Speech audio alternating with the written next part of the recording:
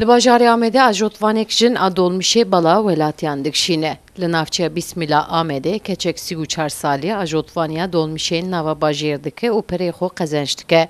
Keça Bismilî her roj amedêkariyên xwe ên şexsî dike, xwe dixemilîne û rêviyên xwe digire dûvre dest bi ajotina dolmuşa mezin dike. Keça ciwan amaje pê dike ku ajotina dolmuşê weke karên din hêsane. Jin jî dikarin her karî bikin. Bu işi iş ilanlarında görmüştüm. Şoför alınacak diye. Hat sahibiyle görüştüm. Ez li karekê digeriyam, min îlan dît dûvre min serî lê da. Ewlê xwediya xeta dolmuşê nexwest min bigire kar. Lê dûvre got em biceribînin. Bi vê şiklî min dest bi kar kir. Vêga hem ez hem ji welatî memnûnun. Jin dikarin her karî bikin. Dixwazim hejmara ajotvanên jin zêde bibe. Tepkiler çok güzel. Millet memnun yani. Beni görmek hoşlarına gidiyor, dua ediyorlar. Bu beni daha çok motive ediyor.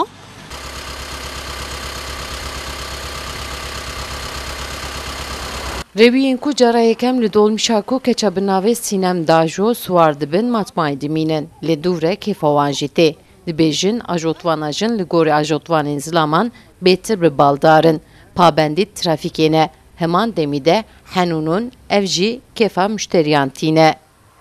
Pir baş e, pir xweş e, pir me begem kir. Ji me re pir baş e. Ku tê serê daha saygiliye, daha xweş park dike, daha xweş rat be. Çûbûn hatinayê xweş e, em pir sevinmiş bûne.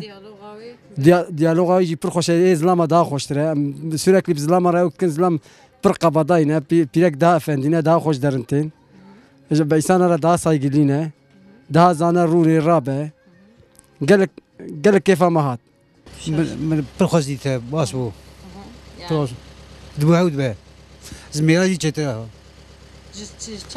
یعنی آره سوویتی دا زمین میرا سوویتی دا چطوره یعنی her şey karmıkın. Sînem li bajarê Amedê ajotvana dolmuşê weka jin yekeme. Di nava bajêr de serê saetê carek dolmuşê dajo û rêwiyan dibe û tîne. Welatiyên ku di nava bajêr de keçek li ser dolmuşê dibînin, bi rûyê keken lê dinerin. Sevda Kaplan, Kurdistan TV, Amed.